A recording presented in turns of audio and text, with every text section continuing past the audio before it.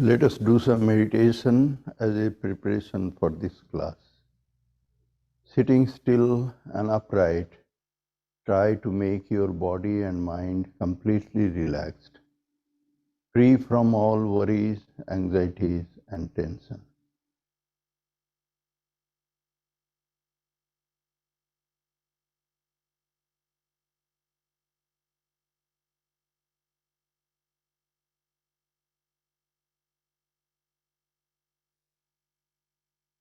Let the breathing be deep and rhythmic, inhaling deeply, exhaling slowly, keeping equal counts inhaling and exhaling.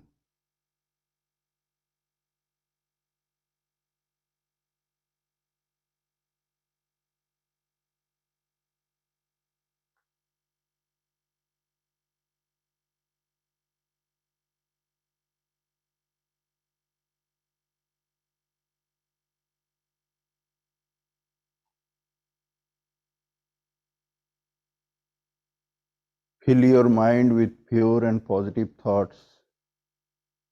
Consider the entire created universe as the manifestation of the same divine being who is also within you.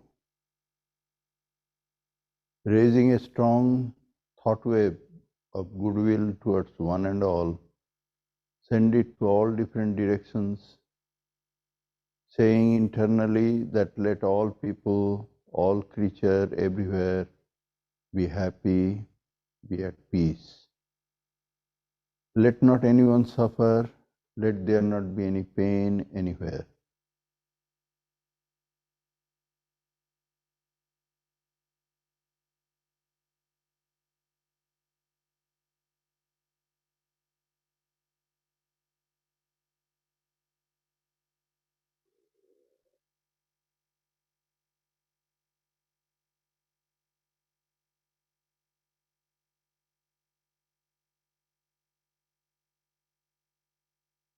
Try to be a witness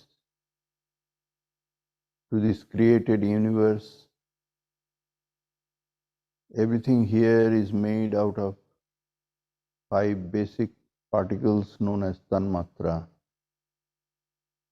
Your own physical body is a part of this created universe.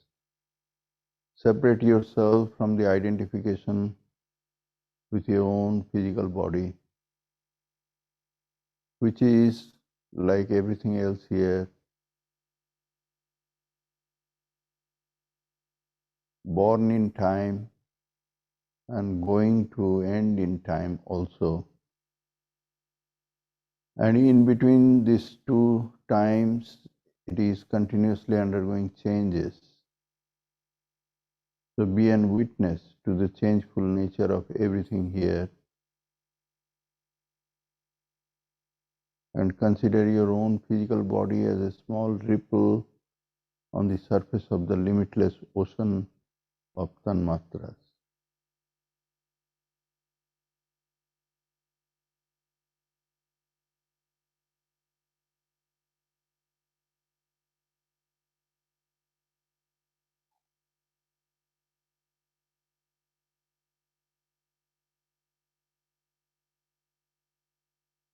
Likewise, separate yourself from the identification with your own subtle body, the mind, the intellect, the senses, the vital force prana, eye consciousness. Everything there is created out of subtle parts of those tanmatras. The sum total of all subtle bodies of all creature in this created universe is another limitless ocean of those subtle particles.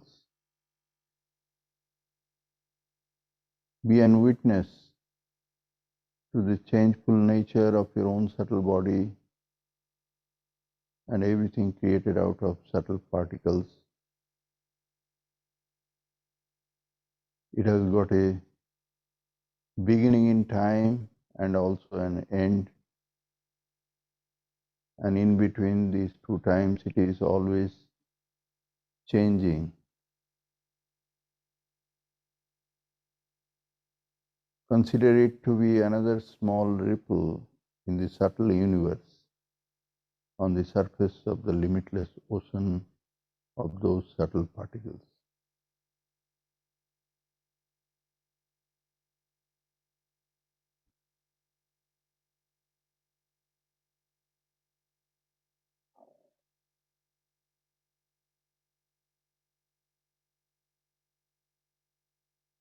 Identify yourself with your true self and meditate on it, the eternally existing, birthless, deathless, immortal being, taintless and blissful one. Meditate on that self as an effulgence of light at the lotus of your heart.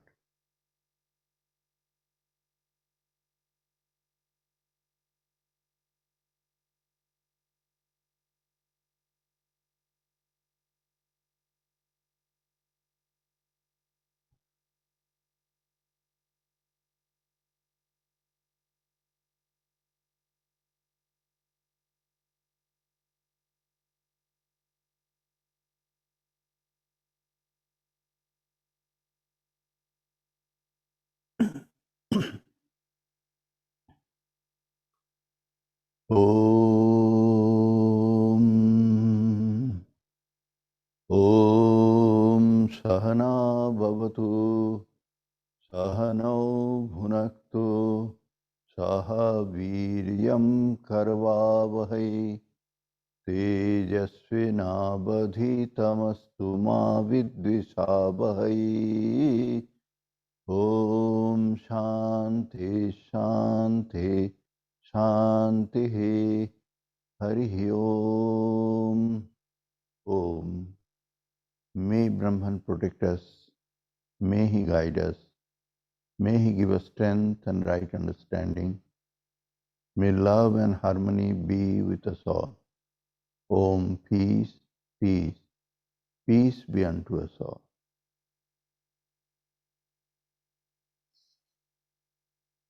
Good evening. So, we are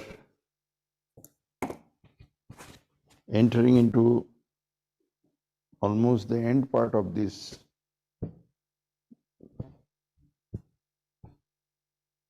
discussion on the chapter wise on Bhagavat Gita.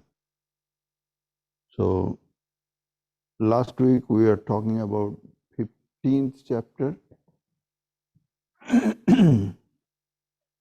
and that 15th chapter was on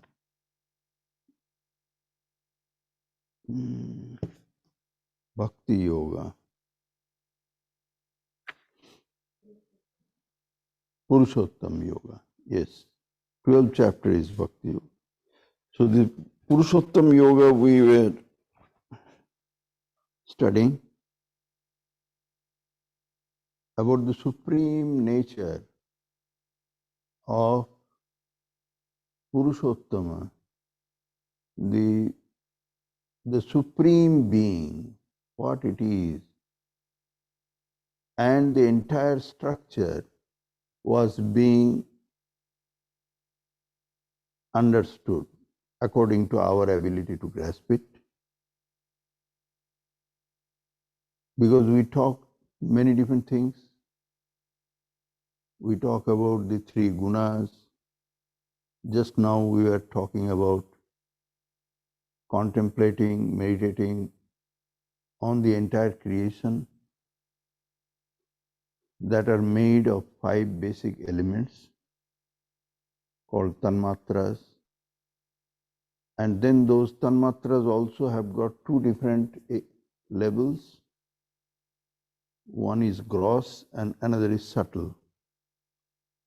From the subtle area of the tanmatras are created the subtle bodies which we feel like they are real, everybody can feel it, how the mind works, how the senses, they have got the ability to feel.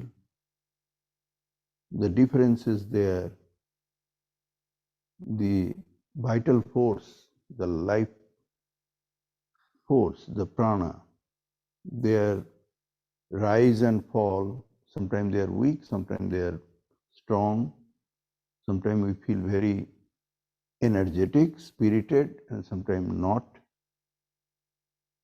Everything cannot be explained just physiologically. So there is a subtle body we can see, we can know. And that subtle body also has got so many divisions. And they are analyzed in Vedanta, which drives it from Sankhya philosophy, how they are created. So there is a subtle part of it, the creation, the building blocks. And those subtle building blocks are called the tanmatras in their subtle level. And then those subtle tanmatras, they join together, all five, but in different combination. And accordingly, they are identified separately, and then they become gross. Gross means they are not so subtle anymore. With the help of those five tanmatras, which are not now pure and separate, they are combined, each one of them. The process is called panchikarana. When we studied at some point of time the basic concept in Vedanta, what is the panchikarana, etc. But even after panchikarana, they maintain a certain specific quality. And accordingly, they are also called by the same names of tanmatras, but they are no more subtle. And they are much more, they have developed, and they become the building block of this physical universe, which is not that subtle and which is observed and studied, and we call it science. We call it science and technology. It is observable. We can objectify it, put it under the microscope. Subtle universe cannot be put under microscope, only can be felt and made some kind of observations about the subtle world. Physical world a little more objectifiable, and these we have at one level of study we call it by those names, tanmatra and this creation and everything. Then we were studying there about the gunatraya, the 14th chapter. And then we were trying to understand the subtle part of our self and all other creature and people by identifying the tendencies. They are called the gunas, sattva, rajas, tamas, and how the creation is made out of these three gunas. And there we were told in this 15th chapter, the Purushottam Yoga, that is how the structure began from that area, the three gunas. And with the three gunas, then everything, five elements and all these things, they are then developed over that. They are made of three gunas, each one of them. Even those tanmatras, in their subtle form, each of them, they are made of three gunas. So nothing is there which is not made of three gunas. Separately, individual guna cannot be identifiable and they don't stand separately alone. Just sattva quality, guna, rajas, tamas. No, it is not possible. So the Prakriti, which is given so many different kinds of names, Maya or Avidya, Prakriti, many different names, that is the manifestation, first manifestation.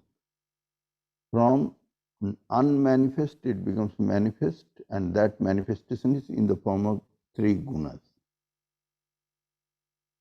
Everything is from that. And from there, next level, 5 elements. And then rest of the creation grows from there and develops. Even when we say the gods and goddesses and angels and demons and all these things which is beyond our range to fully comprehend and understand, even that afterwards, they come afterwards. So this is. Then what is there which is beyond even that level of manifested form in the form of three gunas? And then we say that that is the Purushottam which is beyond. So we say that means this is what Sri Krishna says, that is the beyond even those three gunas, beyond the reach of anything that we can talk of in the created universe. So when the cycle of a creation enters into contraction form or becomes unborn, again returns back to its cause, then it enters into Purushottama only, that supreme being. We are calling it supreme being, but it is not a person. It is not, you cannot make a person out of it. It is the supreme cause, that is the Purushottama. So we already have seen, and in that chapter, 14th chapter, that the whole nature of people and the religious progress, etc., analyzed in terms of three gunas, three qualities, three tendencies, sattva, rajas, tamas, and what they are and how they work, and therefore how we should be paying attention to. And when rajas is very prominent and it is putting sattva and tamas under its control, then what happens, what kind of behavior the person shows. When tamas is prominently playing in the person, then what is the behavior or personality? When sattva is very dominant, then what happens? And then etc., etc. It was explained there.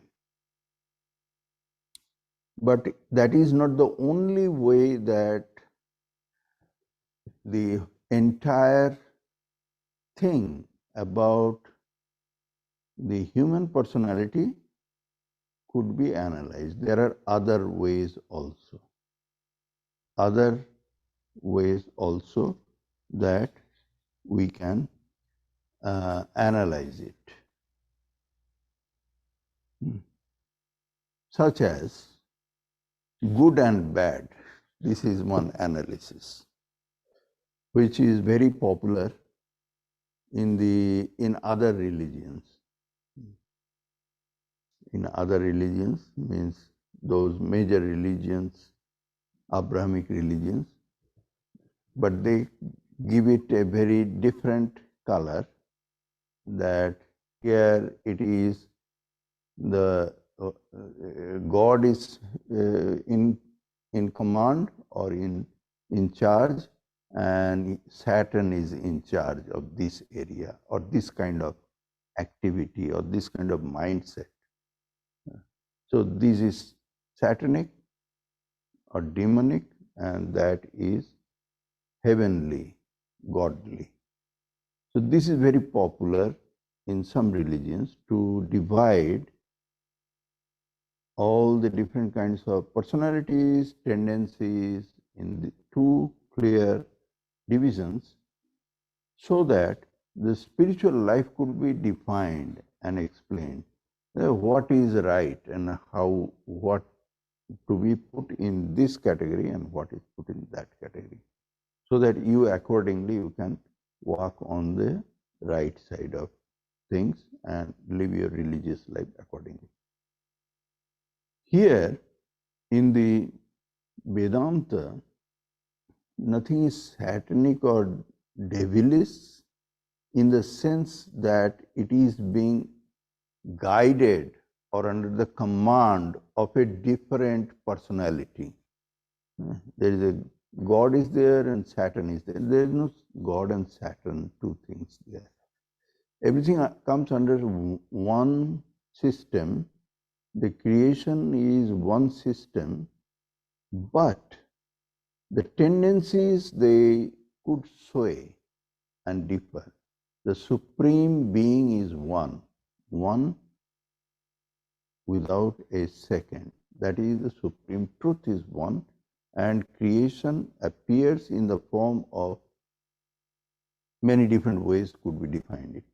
One of the way it could be defined and explained is the divine and its opposite, devilish way of play of this subtle personality. So how the personality plays out, we call it tendencies, different tendencies. And it is these tendencies are found to be inborn in the person. That's why we see that even two siblings born in the same home to same parents and in the same every other conditions growing up, they are showing two different kind of nature. So it is possible that these kind of people are there. So how it happens? So they say that it is because they are born with these tendencies, and these tendencies here in this chapter is given the name of Daivasur Sampad Vibhaga Yoga. Daiva means the divine, and Asura means the demonic. Sampad means the qualities. Yoga of understanding the difference between which qualities are divine quality and which qualities are the demonic qualities. Demonic in the sense that they are going to harm you. That is the demonic quality. Quality is within you, but some of the qualities, if you are clear in your mind and understand it, and you nurture it, support it, then they are going to help you. And there are other tendencies or qualities which, if you are not careful about and not try to save yourself from those tendencies within you, then they are going to harm you, hurt you, destroy you. Vedanta says nothing can be destroyed, your soul cannot be destroyed. It will stay and it will remain as pure as it is, but it will get more covered with ignorance. And you go into darker and darker and darker phases of life cycle, where suffering and ignorance becomes more prevalent. Like we see many people live their life in suffering and ignorance, and many creatures are there, they are more ignorant, more suffering, live in a much more deeper darkness. But the soul within each one of them is same. It is same bright, and it is same part or the spark of Satchidananda. There is no difference. But the life cycle, as those individual creature will be living, they will be so different. A person who is living with more wisdom, more understanding, more positive qualities would be growing and living the life happily and growing towards the perfection one day, much shorter period of time to wait. And another soul living in a life which is ignorant and stupid, not understanding what is right and wrong, and living in suffering and more suffering, further suffering, goes in a slippery slope into further darkness. We can call it a hell, going to hell. Hell is life. This is only for suffering. After the suffering is enough, they might again return back. But there is no such thing that the creation is being controlled by two different forces. Just the name. For the name's sake only, it is called divided into divine and demonic. But there is no such thing that God's region or domain and Saturn's region or domain. This is not. We have to be very clear about when we are reading this chapter. Because this chapter says that there is a divine and demonic areas or the tendencies. So this chapter, the chapter 16, is talking about these two areas to be clear about in our head. And this has become necessary to talk in these languages. It is kind of making it a little more simplified, because in the previous chapter they talked about the three gunas playing and all these things, and people were advised to go for sattva, grow more sattva tendencies within you and get rid of your tamas and rajas qualities. Improve your sattva so that you could be moving faster towards the liberation of the soul. But here in this chapter, it has made the thing a little more simplified in the sense that it speaks in our language. It speaks in our language the things that we really understand, such as if we say someone is greedy, or someone is angry, or someone is very kind, and someone is very generous, or someone is very nice and forgiving. And it is very easy to understand. And then if we differentiate that this belongs here and that belongs there, and if we say that try to avoid this kind of quality in you and try to improve those kind of qualities in you, and that is how you will grow and you will become, you will walk on your spiritual path faster. Then it becomes easier. It is a kind of much more simplified language to make our spiritual life understood. So this chapter, though it is not said in that way, it is only dividing the human personality in two different ways. But we can read it with that idea in our mind, that this makes the understanding more straightforward in our language, speaking as if in our everyday language. What we see in ourselves, in others, to be able to clearly understand that this belongs here and that belongs there and this, the right direction is here. This is one. First is differentiating. Second is that what are the consequences? If somebody says, well, if I don't walk here, if I walk there, what is going to happen to me? That also has been mentioned here in this chapter 16. That has been mentioned. And third thing that has been also been mentioned here in this chapter at the end is that how to do that, means how I can walk on the path of divine qualities. Whatever is my tendency with which I am born, after being born, what I am supposed to do, how I can rectify my ways and stick to the path on the right direction. What can I do? What is the one line answer to that question? That also has been said.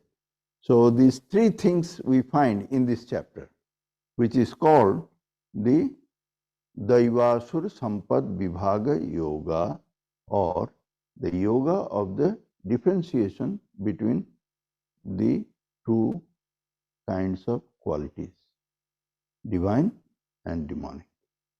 So I am just reading a simple translation written by Swami Prabhuvanandaji and Christopher Isarud together, that I am reading. Sri Krishna says, a man who is born with tendencies toward the divine is fearless and pure in heart. He perseveres in that path to union with Brahman, which the scriptures and his teacher have taught him. Nowadays, when you say that, and his teacher has taught him, it doesn't really make sense, because there are teachers and there are teachers. Not all teachers will talk you religious or righteous teaching. So there are secular teachers and there are different kind of teachers who would be saying, oh, there is no God, I don't believe in that. So here it is not that teacher, of course. We are talking of a very ancient time when teachers were teachers of highest faith. So it says that a man is born with tendencies toward the divine. He perseveres in the path to union with Brahman, which the scriptures and his teachers have taught him. He is charitable. He can control his passions. He studies the scriptures regularly and obeys their directions. He practices spiritual disciplines. He is straightforward, truthful, and of an even temper. He harms no one. He renounces the things of this world. He has a tranquil mind and an unmalicious tongue. He is compassionate towards all. He is not greedy. He is gentle and modest. He abstains from useless activity. Very difficult nowadays.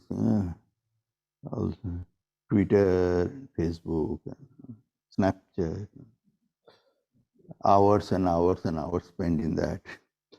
So he abstains from useless activity. He has faith in the strength of his higher nature. He can forgive and endure. He is clean in thought and act. He is free from hatred and from pride. Such qualities are his birthright, means he is born with these qualities. These are the purest form, the 100% divine quality, 100%. So people, they may not have all these qualities to the full manifestation in them, but some amount of this, some amount of that. Not greedy means not 100% not greedy. Okay, not greedy 70%. Study scriptures. Okay, not that every day, very regularly for hours he is studying scriptures. Maybe he has got some holy books of his or her choice and spends every day on a regular basis this much period of time reading that. So there are all sorts of qualities that have been enlisted here, and in the Bhagavad Gita it is 3 verses. In first 3 verses, Sri Krishna says that these qualities, they belong to the person born with the divine qualities. These are his birthright. His means he is an her. Birthright means they are born with these qualities and they have got these properties. If you find these qualities in a person, then know that the person is born with divine qualities. When a man is born with demonic tendencies, and this is one short verse, 3 verses about the divine tendency, and 1 verse here about the demonic tendency.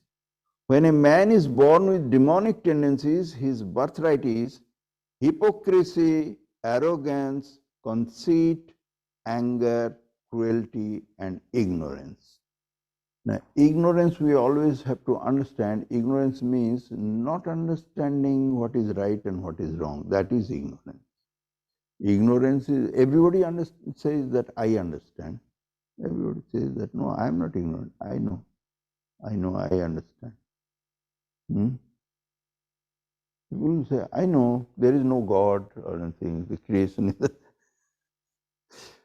things happened like this. There was a big bang, and then this happened, and the life came like that.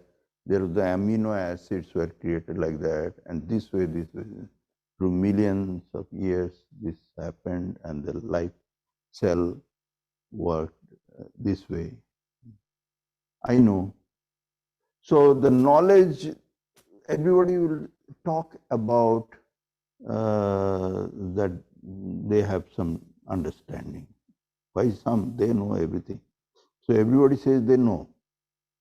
But ignorance, word ignorance here used in Vedanta in the sense that the real knowledge is covered with a covering, a darkness, and the person really doesn't know.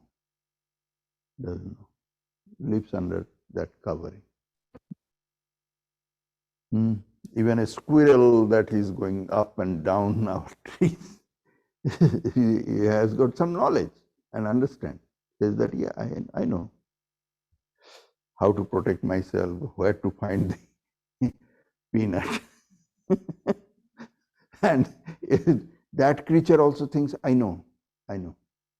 So every living being has got the idea that I understand, I know, but the knowledge is covered, and that knowledge is not the real knowledge. Not the real knowledge, how everything has happened, how it is happening, where it is going, where we are heading towards. No idea. The clarity is missing. What I shall do, what, so that I move towards the supreme knowledge or liberation of my soul. No clarity. So ignorance is that. Ignorance means the lack of discrimination. Lack of discrimination on account of not knowing what is right and what is wrong. So that is called ignorance, ajnana.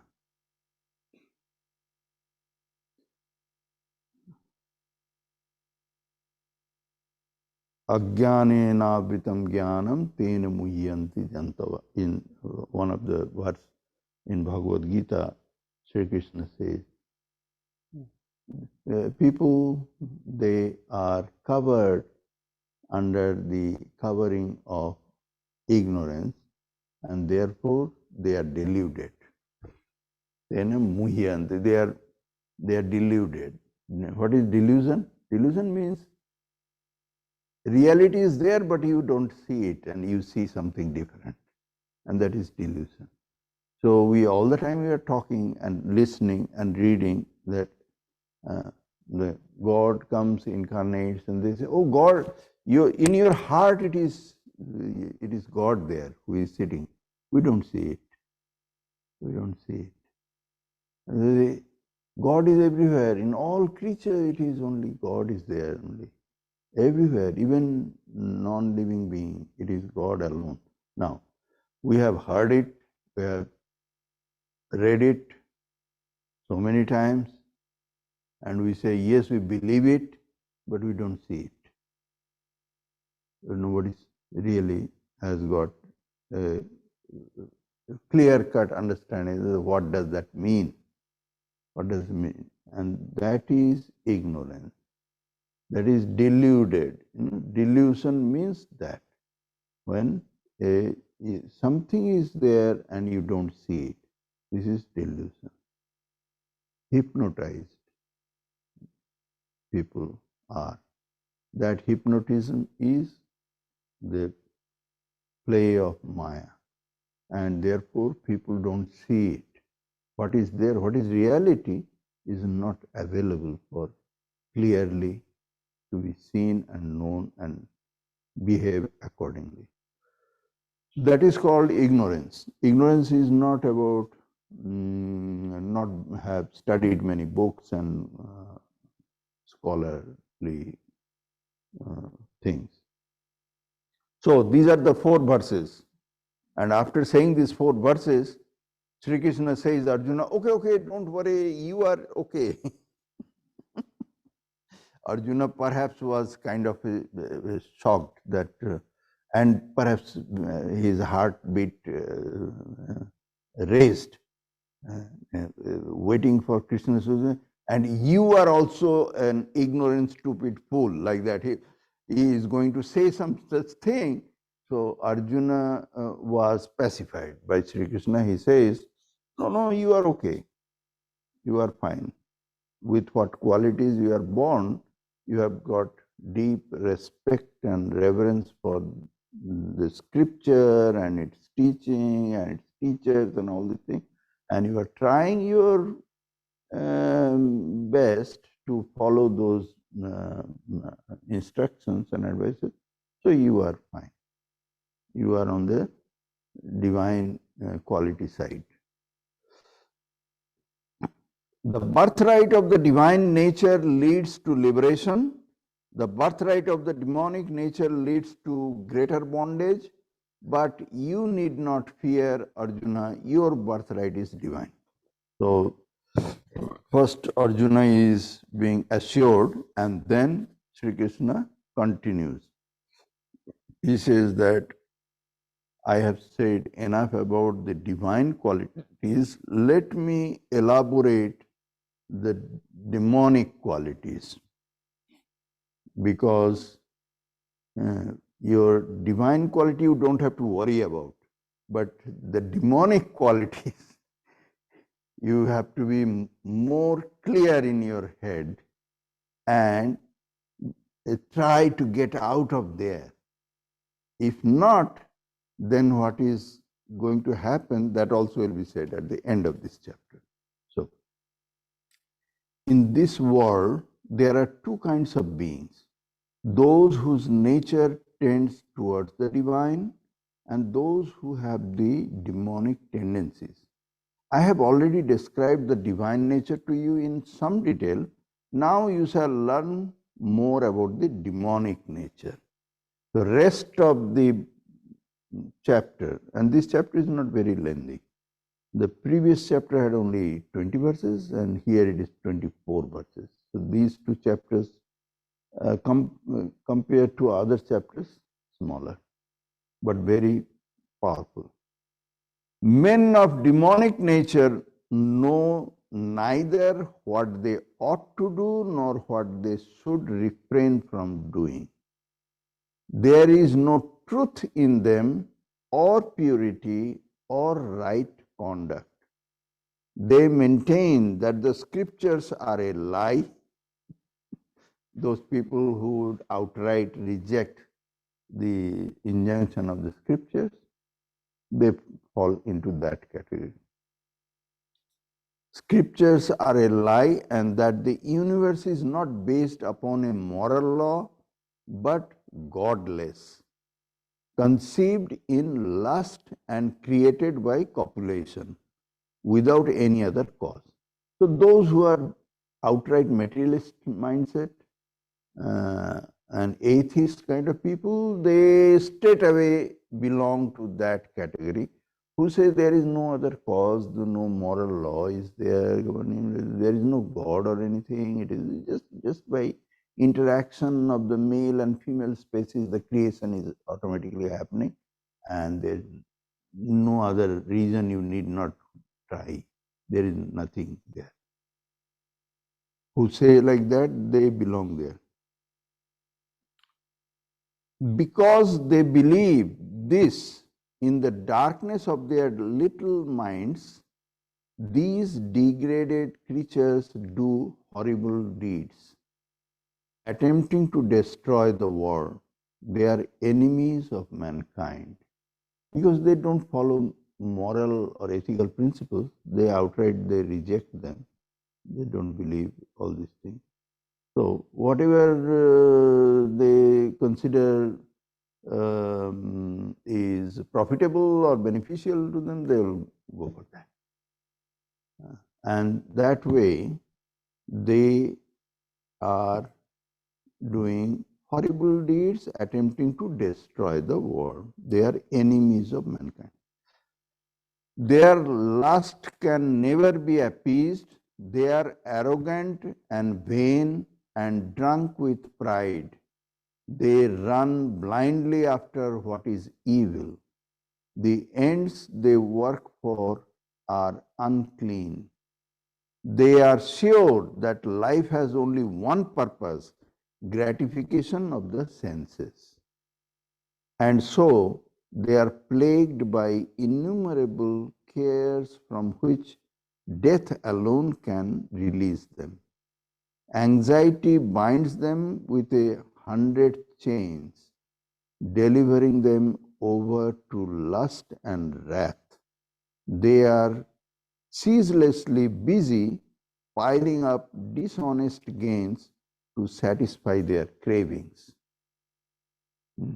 So here, just like the definition or description of the qualities that belong to the divine propensities, here also these are the extreme propensity or the inclination of mind or the person's tendencies, extreme form of devilish tendencies. But we find some such people of very strong will in the world. They do all sorts of things which are very, very wrong, and lie and deceit and arrogance, and the life is very short. People can live 80, 90 years age and 100 years and they die, but it is nothing, it is nothing. But within this short period of time, the way some people live their life for the sake of being famous and rich and wealthy and powerful and all sorts of things, the way they lead their life and the things they do, the deeds of these people, they are they match this description.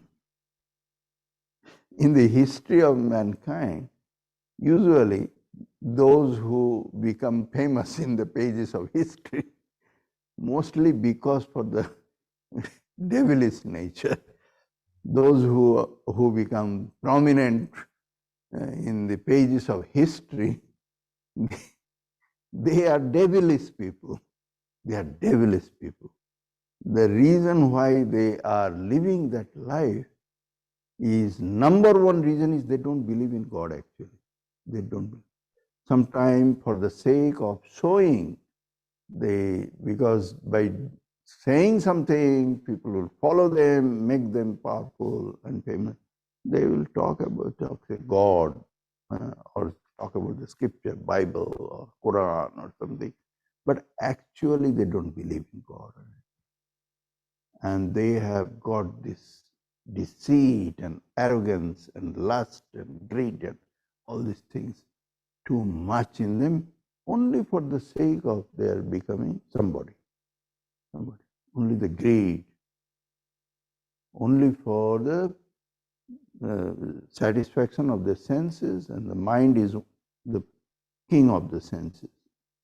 So how they could become somebody big, they will go to any extent. They will lie, they will harm people, they will be all sorts of things, and they will boast themselves. When we read all these things, we know that these are true in the pages of history. They are there, these people. Their lust can never be appeased. They are arrogant and vain and drunk with pride. They run blindly after what is evil. The ends they work for are unclean. They are sure that life has only one purpose, gratification of the senses. And so they are plagued by innumerable cares from which death alone can release them. Anxiety binds them with 100 chains. They always live under anxiety, delivering them over to lust and wrath. They are ceaselessly busy piling up dishonest gains to satisfy their cravings. I wanted this, and this is the mind of a devilish person speaking. I wanted this, and today I got it. I want that, I shall get it tomorrow. All these riches are now mine. Soon I shall have more.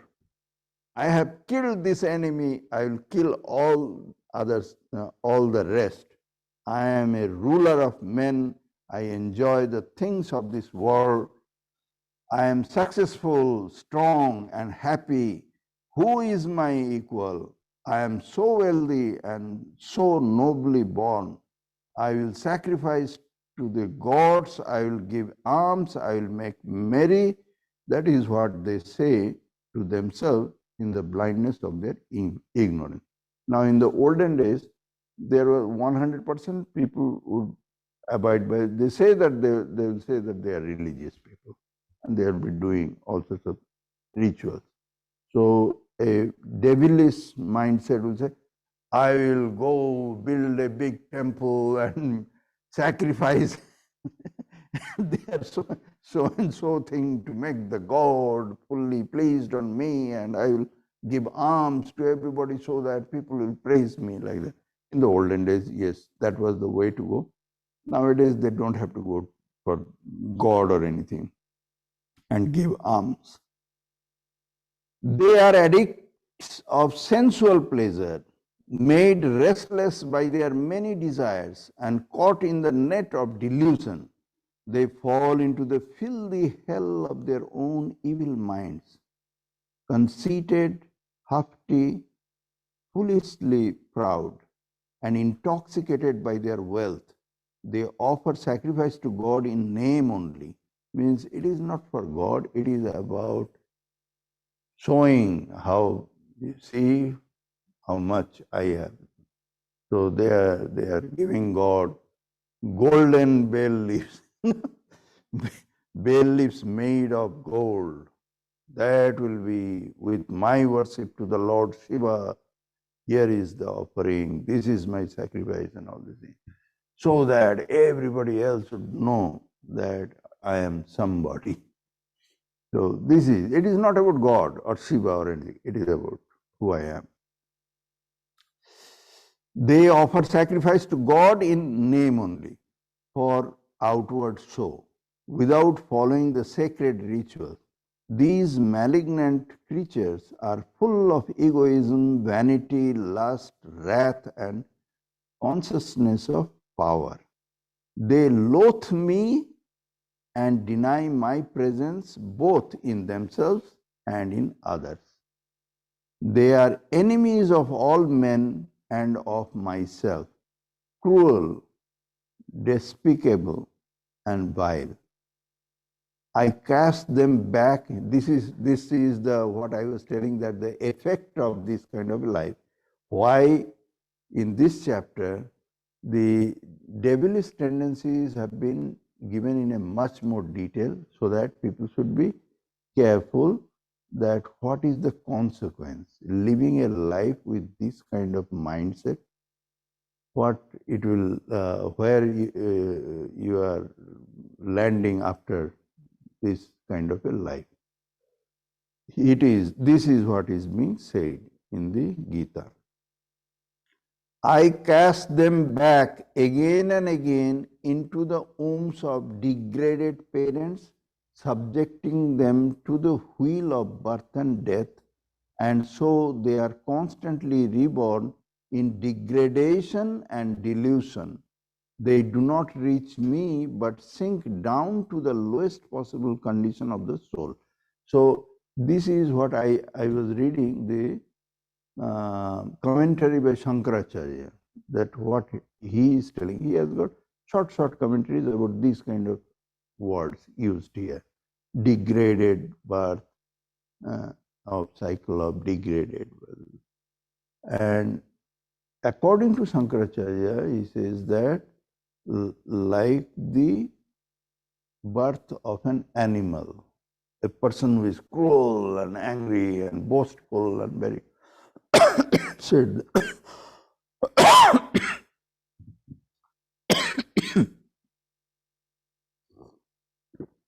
I am also shouting, so what is the degraded form?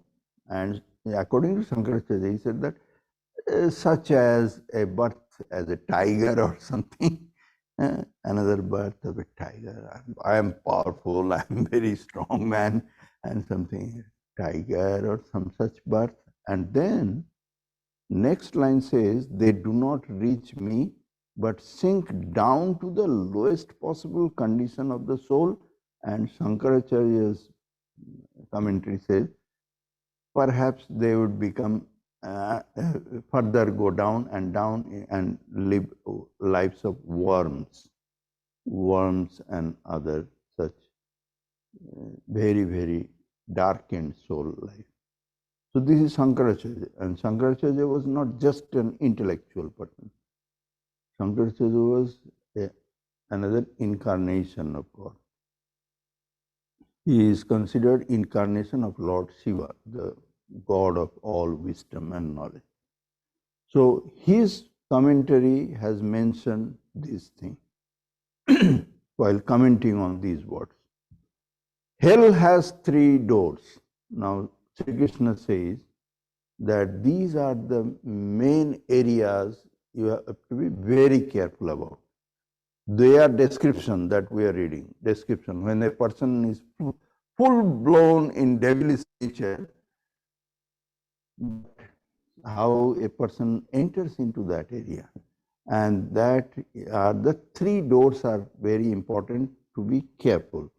When you pass by, be very careful, don't slip into one of those doors. Hell has 3 doors: lust, rage, and greed. These lead to man's ruin.